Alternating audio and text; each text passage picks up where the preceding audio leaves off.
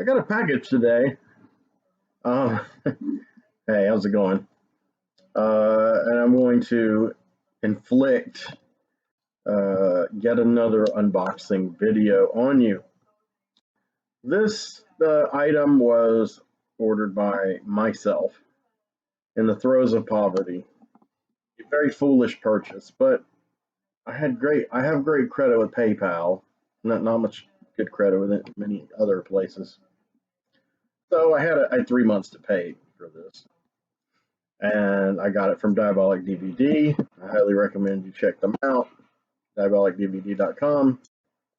Diabolic is a K instead of an E, because the character Diabolic. And so my point is, I pre-ordered it. So I ordered it a long time ago, at a time when I really didn't have any money, and I was probably being foolish. I had donors and patrons who were helping the channel, people like Tim Tolbert and Sean Lee Levin and Shelley Drucker and good old Terry Mulford. But it's not enough. It wasn't enough to get something like this. I will say Tim Tolbert, his first real major gift to the channel, what made him a permanent patron was that he donated the Godzilla Showa era Criterion box set to me. Totally unexpected. It was on sale, but it was still a lot more than I thought he would be willing to invest in me and in the channel. So Tim, I really appreciate your support, your collaboration, your contributions. All right. No, I'm not going to end it all. Sorry. Those who out there probably wish I would. I'm not going to kill anybody. I don't have any black gloves. No sexy women around, that's for sure. So yeah, let's explore what the hell this is. So, street date of this was the 22nd. I didn't expect it on the 22nd. I really did not expect it on the 23rd. But the tracking info from Diabolic was woefully out of date. It was like the 17th. I was getting a little worried, frankly, by that. I even sent them a letter late last night, and I signed up for updates on the tracking. The updates were in New Jersey on the 17th, the most recent. That was not very promising. So, anyway, I wanted the updates on texted to my phone as well. So I got those, and then I got one that said, it will be here. It'll be at your house by 4:45 p.m. So I'm gonna monkey around with the lighting. Oh, that's kind of cool. So I really am this pale. It's not just the light. The sun is my enemy. Soleil. That's what a certain person used to say when we woke up together. So this is it. Soleil. All right. So this is I'm sure you guys, if you've been following my videos for a few months, you may already guess what this is from the shape of it and the fact I got it from Diabolic. Good old Jesse Nelson. I really strongly advise you to support him.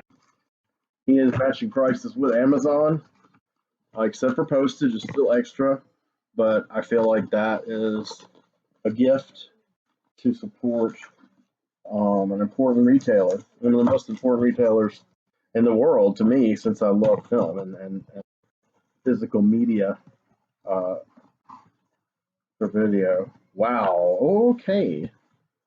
So now we're in like the Holy Grail era.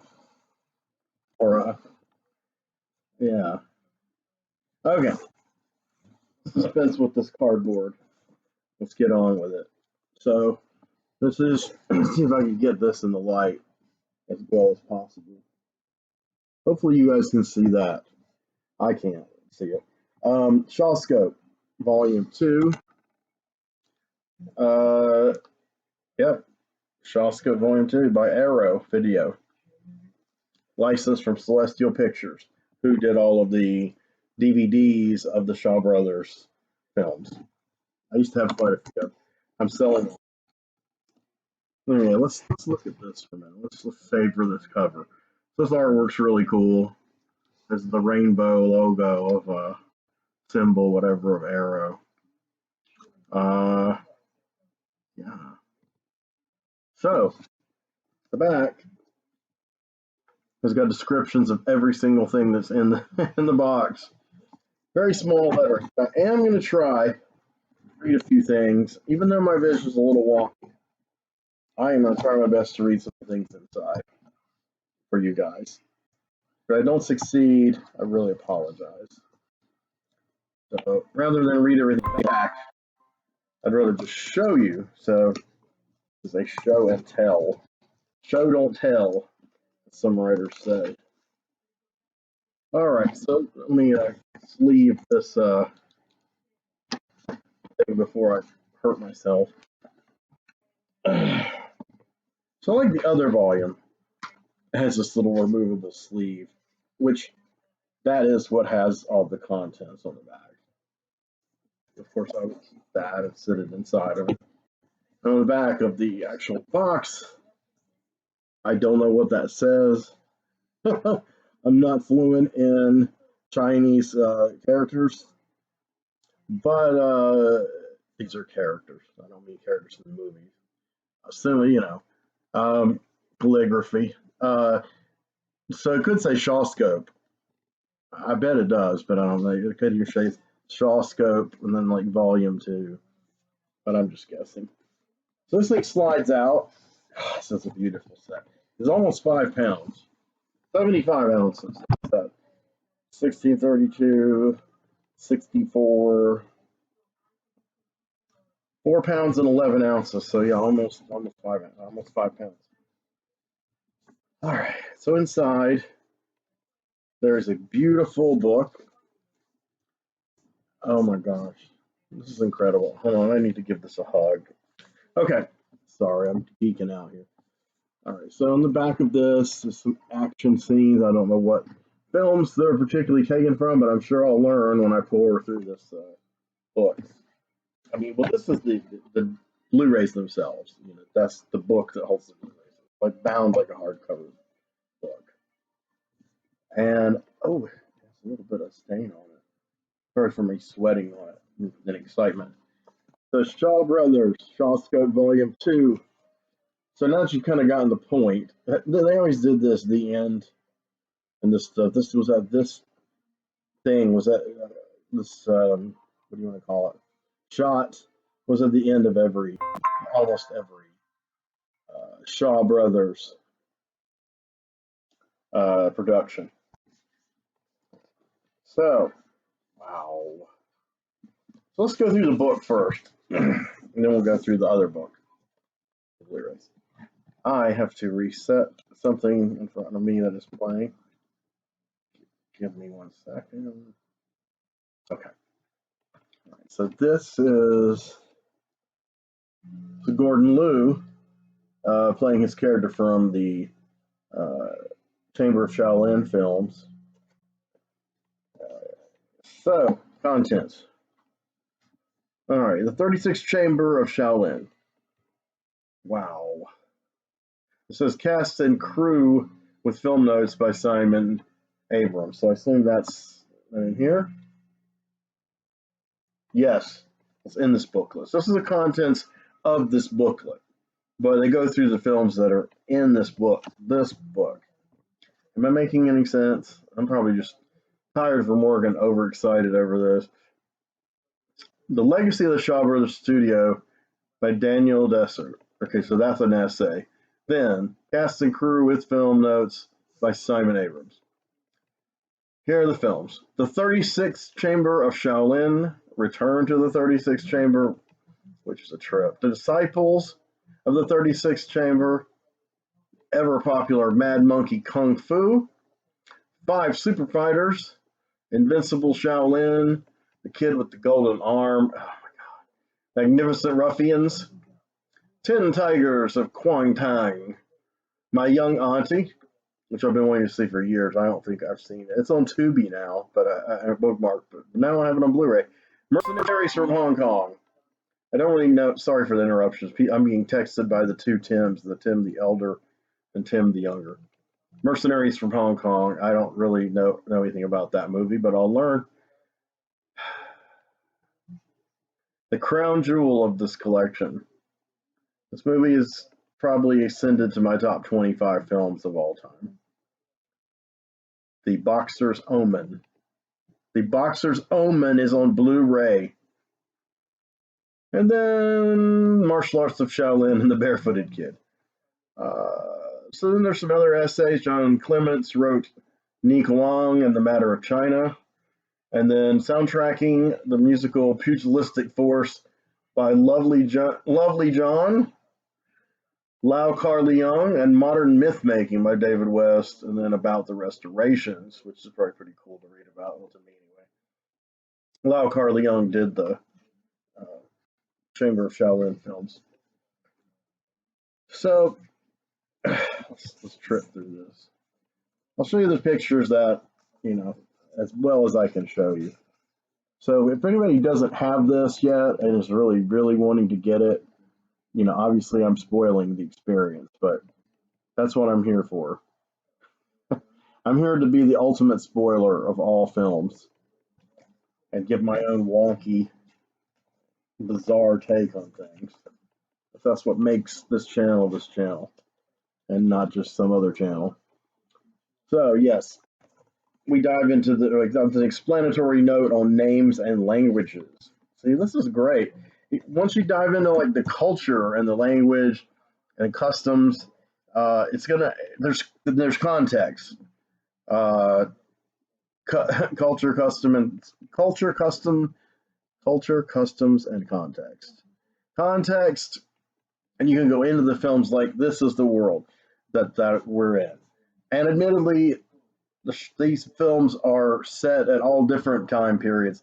Most of them in the relatively far past, like 300 or 400 years ago. Some as far up to the early 20th century, and not so much in this set, but there are a few set in the 50s. Modern, there aren't too many modern Shaw Brothers kung fu movies that are set in their time. They're made. They're usually in like the Ming Dynasty, and they're in the villages, and they wear the older traditional clothing.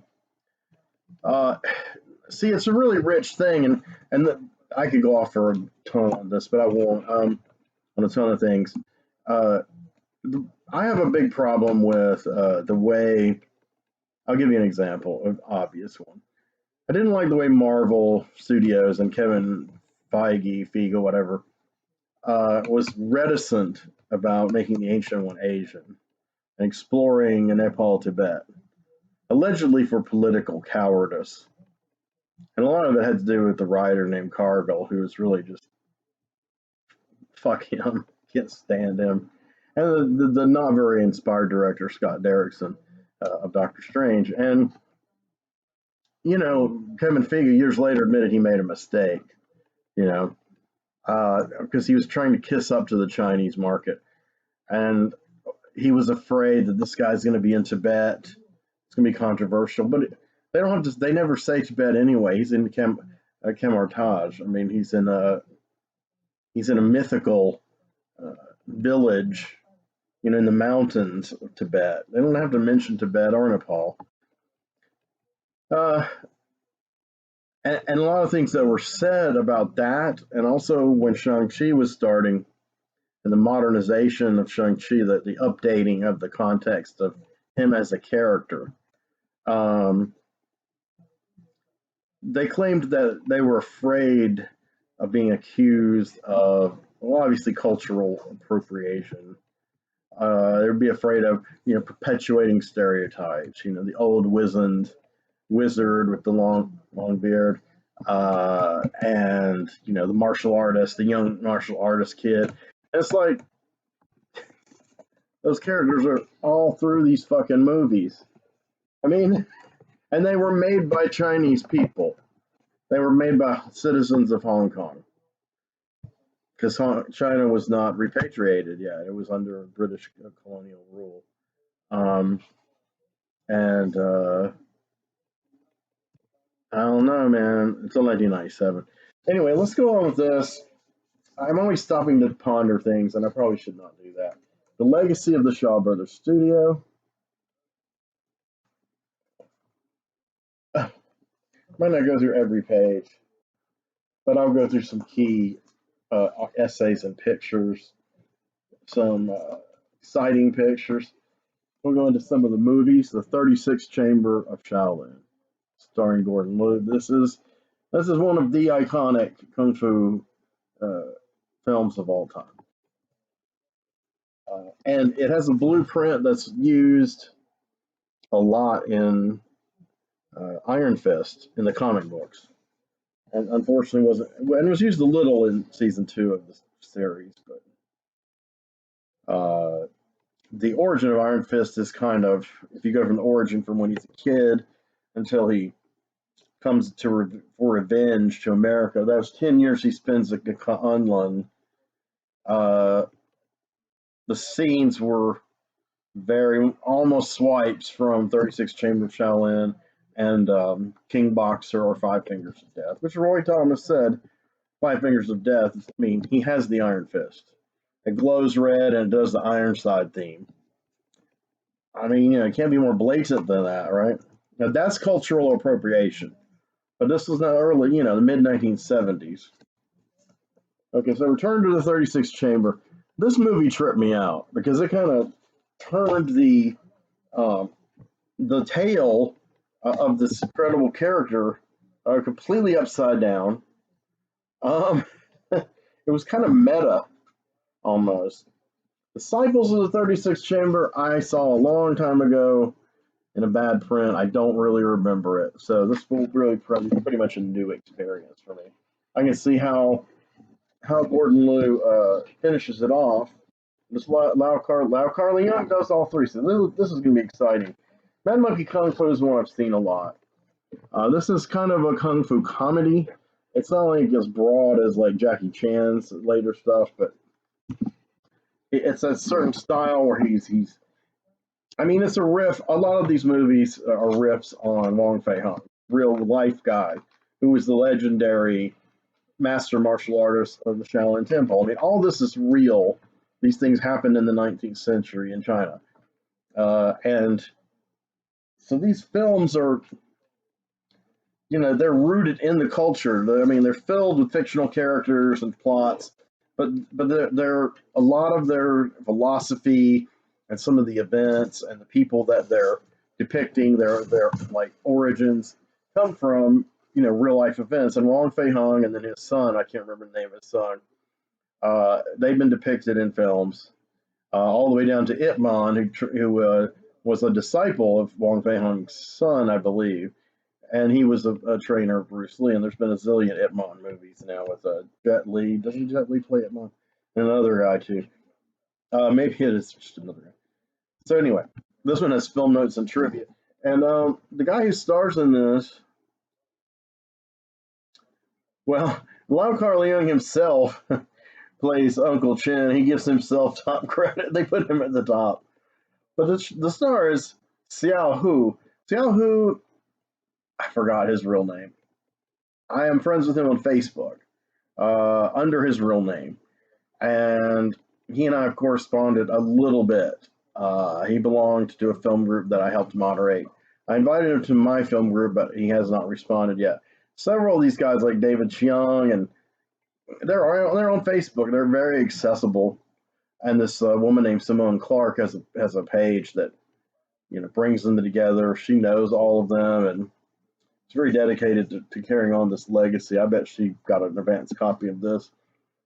But Xiao Hu plays Little Monkey, or Xiao Hu. Xiao, Xiao.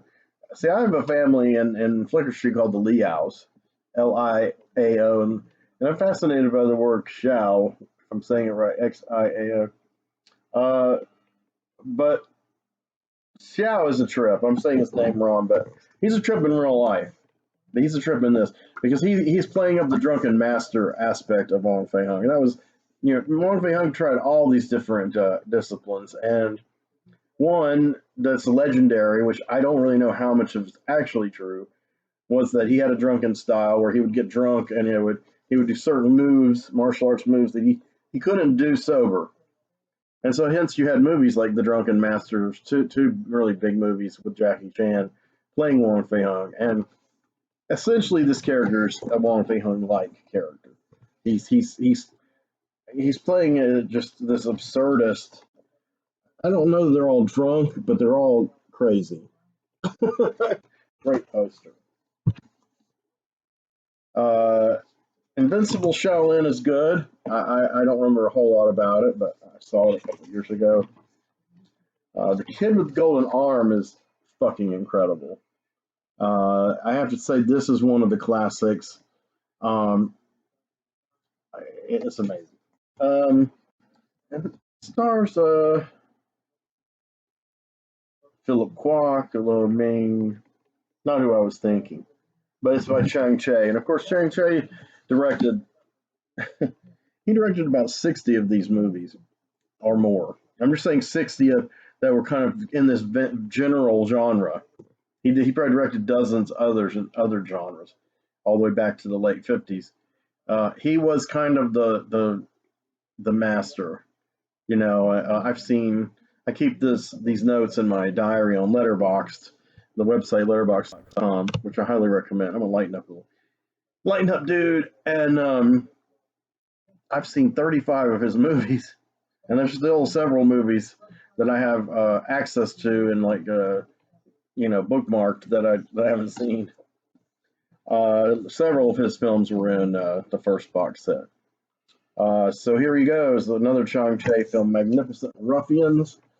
I'm pretty sure I've seen that, but I could be wrong. So then the next one, 10 Tigers of Kwang Tung. It's Chang Che. This is a wild one. I don't know. I don't remember the exact plot, but I'm pretty sure Tai Lung. Yeah, Tai Lung is in a lot of these movies. He is an incredible actor and martial artist. His career extended from when he was very young doing these movies all through the 70s and into the 80s, and then he kind of had a little comeback because John Woo cast him as one of the gangsters in A Better Tomorrow and A Better Tomorrow 2, both of which I highly recommend. I think are just astonishing films. Very influential on where I was going with this stuff, and Tarantino didn't point me in this direction. I was heading it myself. I just want to make that clear. I didn't see Tarantino and go, hey, now I want to see Gordon Liu and now I want to see John Woo, and it's like, no, that's not what happened. So people like me are mythical in video stores.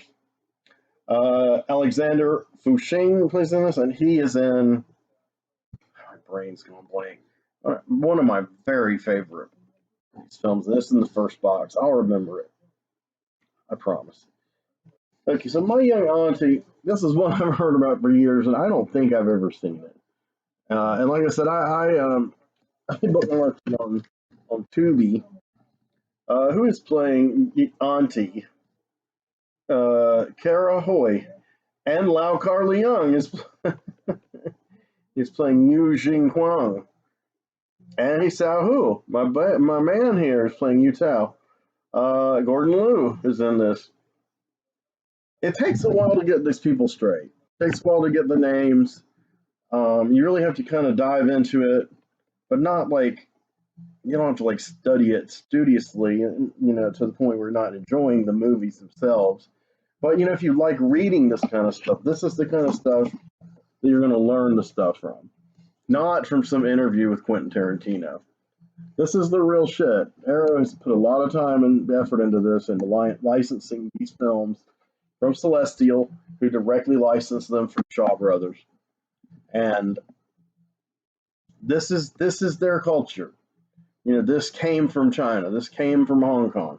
These are not Americans doing cultural appropriation. This is not, this isn't Iron Fist.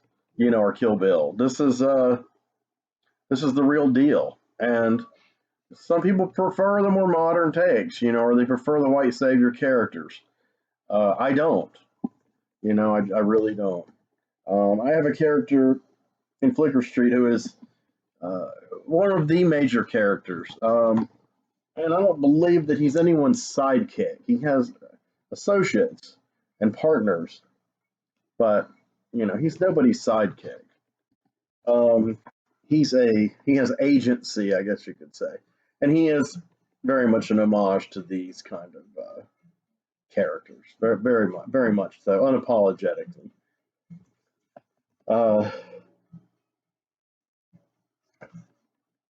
oh my God! So we're here.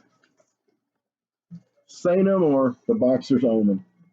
I was actually going to do an episode of Extreme Forgotten about Boxer's Omen. I watched the movie over and over, which I did anyway, would do anyway, and I took notes about the plot. I took notes about all the technical shit and the special effects. And then I hear it's going to be in here, and I'm like, well, I guess it's not forgotten. And it is extreme. This is like Jodorowsky-ish territory.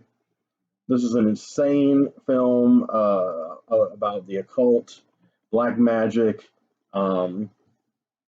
reanimated creatures, reanimated people, shapeshifters, Buddhist rituals. It really has everything.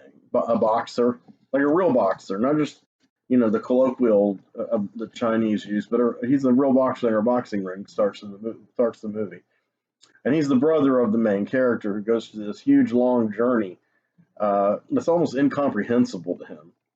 And he kind of goes on this kind of Gordon Liu 36 chamber kind of journey where he's training and everything. And he trains pretty fast, though, compared to Gordon Liu. This movie moves fast and it's weird. It's eye candy. It's beautiful. The film that I would compare it to is Holy Mountain. If you like Holy Mountain, you'll probably like Boxer's Omen, unless you don't like subtitles or Asian people, in which case, fuck you. Anyway, Chon Hung, the main character, I know these characters' names. Philip Kofe, and then Elvis Toy played Abbot Chang Chu, and this is the monk that Chon Hung is trying to save. I'm going to do a review of this movie, just this movie, I promise. It means a lot to me. Martial Arts of Shaolin is a good one. Pretty standard, but pretty exciting. Again, you've got this one has Jet Li. This is very early Jet Li. What year is this? Oh, this is 1986.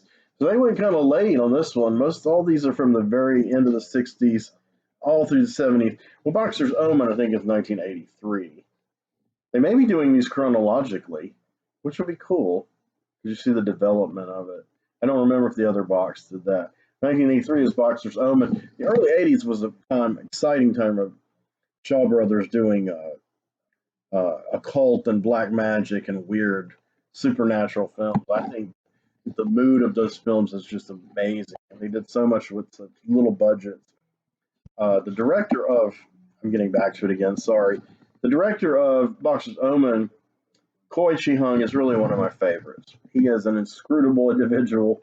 He did Hex and Hex 2 and Black Magic, I believe, and Evil Curse, Curse of Evil.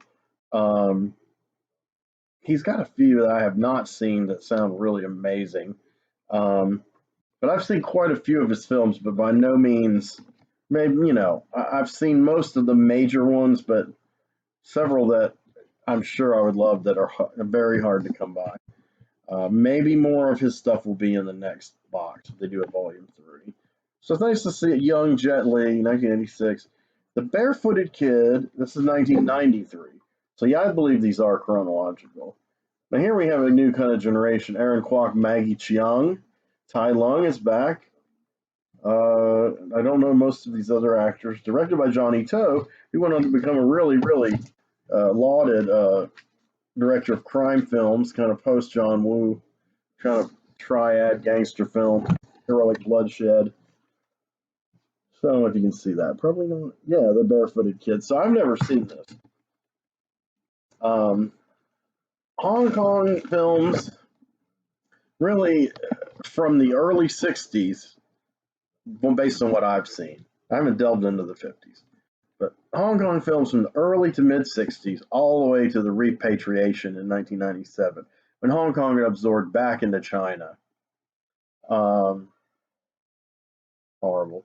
Um, that was the era.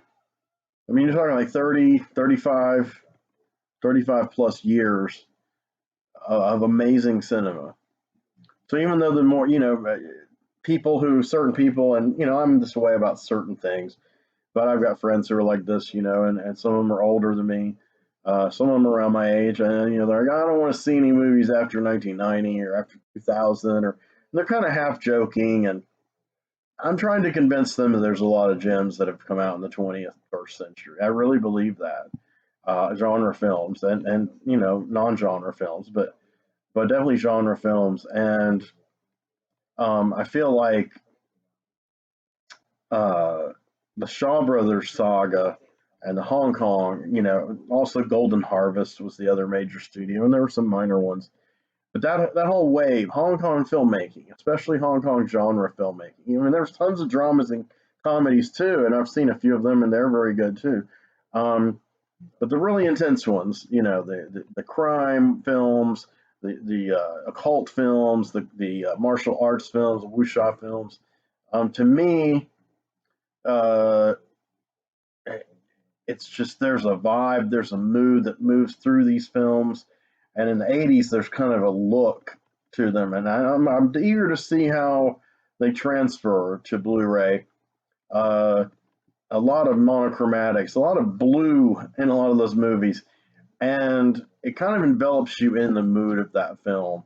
Uh, I'm glad they picked Boxer's Omen. I mean, I can think of other films that are emblematic of what I'm talking about, but this might be the one really that's got it all. All right. So then the essays. Here's some wild pictures. I know off the top of my head, I don't know who these are. I have to read on the bottom. See, that's the thing. I'm still learning in detail this. Like, if this was a Jallo book, I could tell you every fucking actor and actress and, what they're doing and why they're doing it. If these were Japanese films, I could probably do quite a few. But Hong Kong films, I'm still learning, and I want to learn. This is exciting shit, man. So, oh my god. So here's Gordon Lowe. This is one of the 36 Chamber films. That's an unforgettable character he personified. So that's that. Here's some trippy visuals too. I'm just spoiling the whole box for everybody. All right, so let's get to the box. This is the big hardcover book. I love this. Woo! Now you're really going to see the art. You're going to see the actual product. And I'm going to read some of the, not all, but some of the special features. 36 Chamber of Shaolin. These are new paintings, by the way, just like in Volume 1. I think they're absolutely fucking incredible. I don't know the artists, but I will. So, like, just give an example of the treats you're in for when you get this. I mean, I don't know the extras. I didn't read all of them. I was curious, but I was just like, and then I kept seeing an incomplete list, and then finally, Amazon printed just like, or no, it wasn't Amazon. It was Arrow. I mean, Diabolic. And it was like super long with every extra, and I was like, I'm not gonna read this. I'm just gonna wait till I get this thing. My friend Tim McQuaid donated this King Kong book for me to sell on eBay. I'm still going to sell Frankenstein. I haven't listed either of these, but if you like those characters and are interested, drop me a line. Okay, so this is a brand new restoration by Celestial Pictures, of course. High def, 1080p, Blu-ray, restored uncompressed Mandarin, Cantonese, and English original mono audio. That's awesome. I love comparing Cantonese and Mandarin. Again, I'm no expert on Chinese linguistics or anything, but you hear things, you hear the way they pronounce certain words and combination of words. It's totally endemic to their culture. And some people, it's like, why are they pronouncing it that way? That's not what it looks like on paper. Um, it's complex, because their names are written in characters. Their names are written in, I think the thing's called Roman. I might be wrong, where it's like a standard one. And then there's the English, version. Fascinating. Okay. And then, of course, a lot of these actors, they took their last name, which comes first in Asia. Your family name comes first in Asia when you're addressed or referred to. Wong Kar Wai. So Kar Wai is his first name, like Henry is mine, more or less. And but people probably call him, Kar Wai. Kar Wai, what's up, bro? But Wong is his family name, so that's always what's going to come first. So a lot of these actors, in order to cross over into English-speaking markets, took their family name, spun it around, and put it last, like we used to do them, and used a English name, a non-Asian name. So Gordon Liu, for instance, I forgot his real name, but it was Liu, family name, and then his, proper name, forename, whatever you want to call it. Some people used to call that their Christian name, but that doesn't apply here. Maggie Cheung. Maggie Cheung is like Cheung Miang Wok or something. I'm mangling that. And so she became Maggie Cheung. So I'm giving you some examples. Okay, so brand new select scene commentary by film critic and historian Tony Raines. He is good. Brand new commentary by Travis Crawford. Now this guy's cool as fuck. I think I'm still friends with him on Facebook. I hope so. He wrote he wrote in for the same magazine that I wrote for Video Eyeball, which my good friend Bill White got me hooked up with. There's some really incredible writers like Paul Gaeta. Paul Gaeta still follows me somewhat.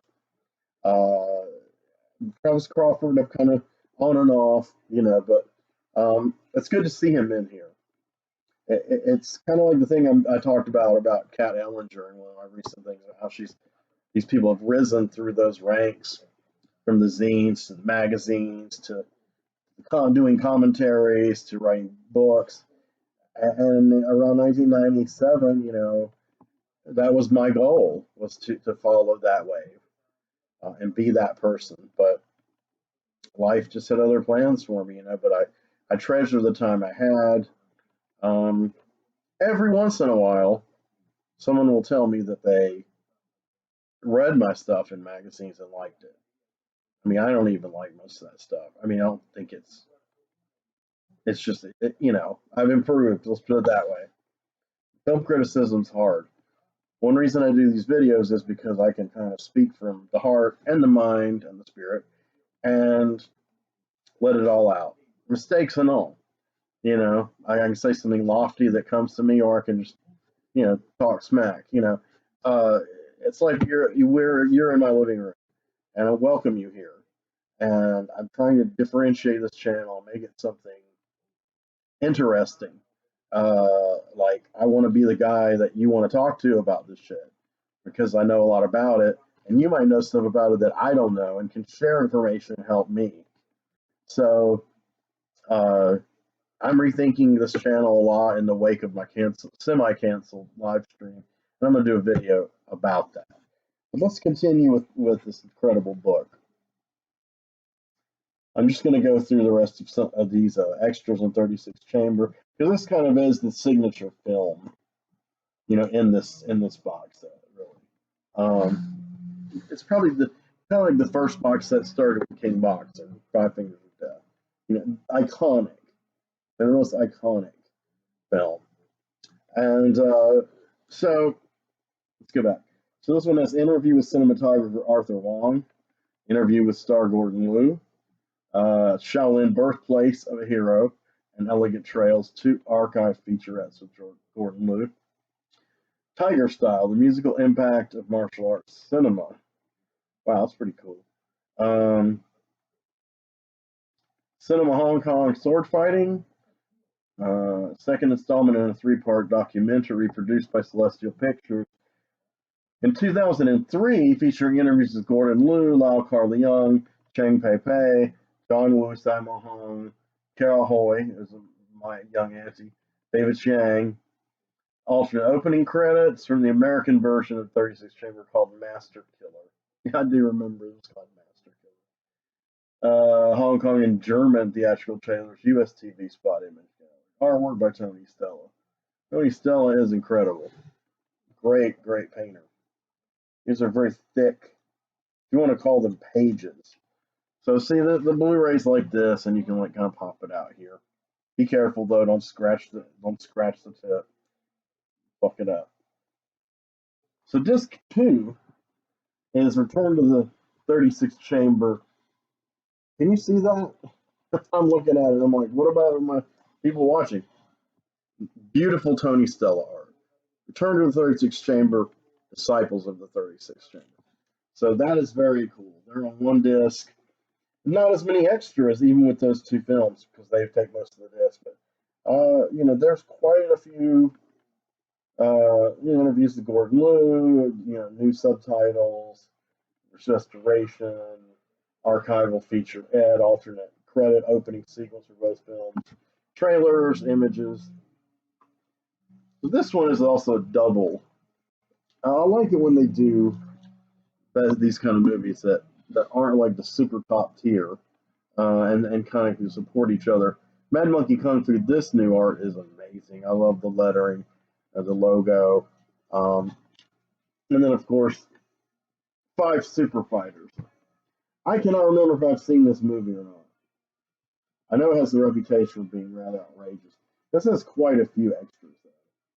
Does I have an interview with my guy here? Yep, interview with actor Sao Hu, but that's not his real name, and I wish I remember. I'm really embarrassed. Oh my god, this art is absolutely fucking incredible. So sorry I'm geeking out, man. Just check this art, man. Okay, so this is Invincible Shaolin, the kid with golden arm.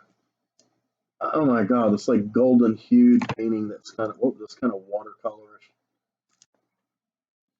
Really intense stuff. And these films deserve this. Just like Criterion when they do a commission really great artists to do their stuff. Like, they got Bill Sienkiewicz to do all the art for the Godzilla Gojira disc. And I mean, he kicked ass, but Bill always kicks ass. Another double one. You can also fit more movies in here. That's what I like about this. So this is Magnificent Ruffians and 10 Tigers of Kwang Tung. Man, I want to see who plays the 10 Tigers. Oh my god, my young auntie gets her own disc. So finally, we have a female-led one, which we really need. If there's a Shaw Brothers Volume 3, they really need to do Golden, what's it called? My brain's gone blank. Golden Swallow by Chang Che with Cheng Pei Pei. Cheng Pei Pei played that character in King Hu's classic which one is he in? Come Drink With Me. Harrow has put out Come Drink With Me, but not in these sets. It's put it out as an individual one. I think because King Hu, they want to keep all his stuff kind of separate, kind of, it's kind of like, he doesn't have a lot of movies, and most of them are very iconic. So I guess they're like, each one deserves their own presentation, their own release. So that's why you don't have,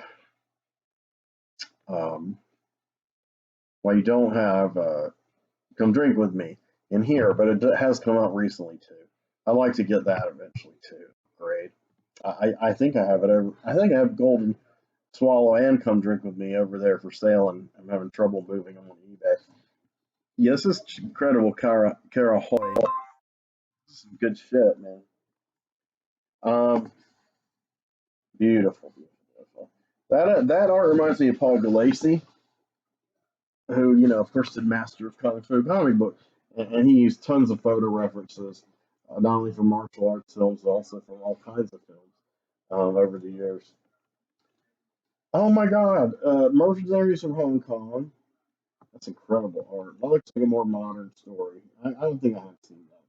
And the Boxer's Omen. Come on, man. The Boxer's Omen should have had his own disc. The blasphemy.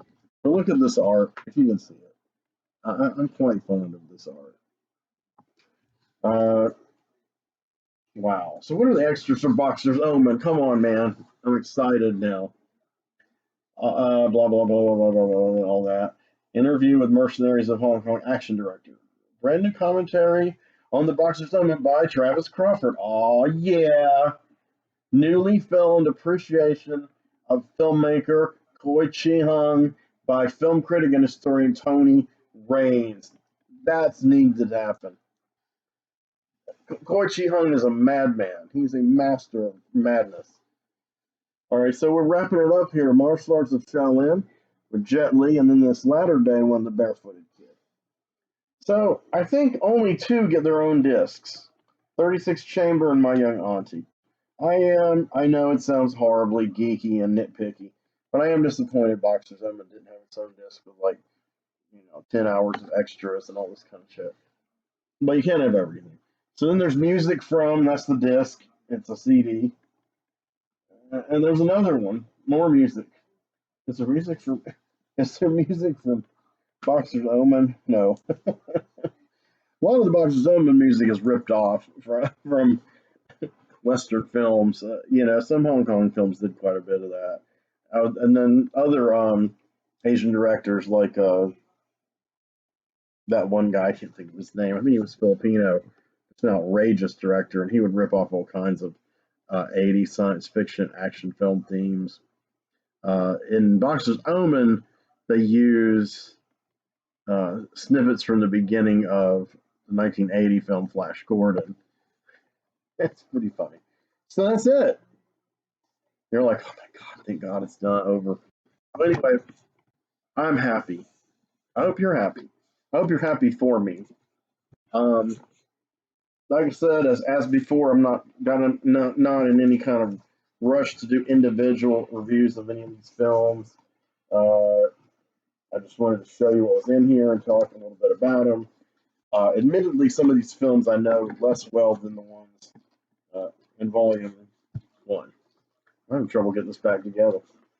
I've been working all day. It's Black Friday, man. I'm worn out. 9 hours in retail on Black Friday. I'm wiped out. But this came, and I had to jump on the opportunity of sharing. So, SHAWSCOPE Volume 2. If you can afford it, get a hold. Oh my God! Drop everything. I didn't break it. If you can afford it, buy it. And I will do a Boxer's Omen review by the end of the year. Take care. Thanks for watching. Love you guys.